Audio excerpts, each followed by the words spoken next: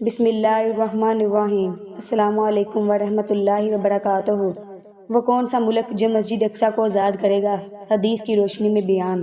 یہاں سے فوجیں چلیں گی، سیاہ علم برآمد ہوں گے، کوئی طاقت ان کو روک نہ سکے گی، ان کا منہ پھیر نہ سکے گی، یہاں تک کہ وہ ایلیہ رسول صلی اللہ علیہ وسلم کے زمانے میں یروشلم کا نام تھا، یہاں تک کہ ایلیہ میں جا کے نصب ہو جائیں گی۔ مسجد اقصیٰ جو مسلمانوں کے ہاتھوں سے نکلا ہے، پہلے عربوں کے ہاتھوں سے بھی نکلا تھا، بیت المقدس عرب واپس نہیں لے سکے، پھر صلاح الدین ایوبی نے واپس لیا۔ بیت المقدس 583 بمطابق 1187 میں صلاح الدین ایوبی کے ہاتھوں صلیبیوں کی شکست کے ساتھ فتح ہوا۔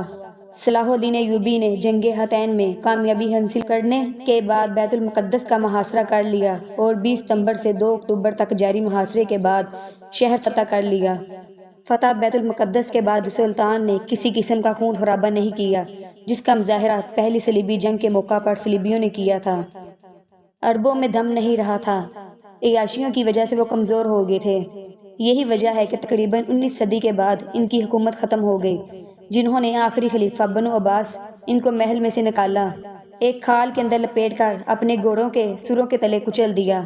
عرب معزول کر دیے گئے تھے، لیکن اب دوبارہ جب عربوں کو سہارا ملا ہے، لیکن اب بھی عربوں نے کہیں اسلام قائم نہیں کیا۔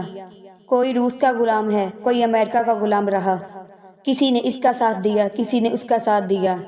تہذیب بھی مغربی، تمدن بھی مغربی۔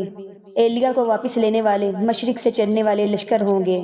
اسی علاقے میں جب انقلاب آ جائے گا، یہ علاقہ خراسان اور پاکستان ہوگا۔ جب یہاں نظام خلافت قائم ہوگا تو یہاں سے اسلام کی تصویق کا آغاز ہوگا، اور یہاں سے جانب مشرق ہند اور جانب مغرب یہ جو یہودیوں کا سیلاب آ رہا ہے، ان کا مقابلہ کرنے کے لیے جائیں گے۔ یہ سب ہونا ہے، حضور صلی اللہ علیہ وسلم کی حدیث بتا رہی ہے، یہ سب ہونا ہے، اس سے کوئی انکار نہیں کر سکتا۔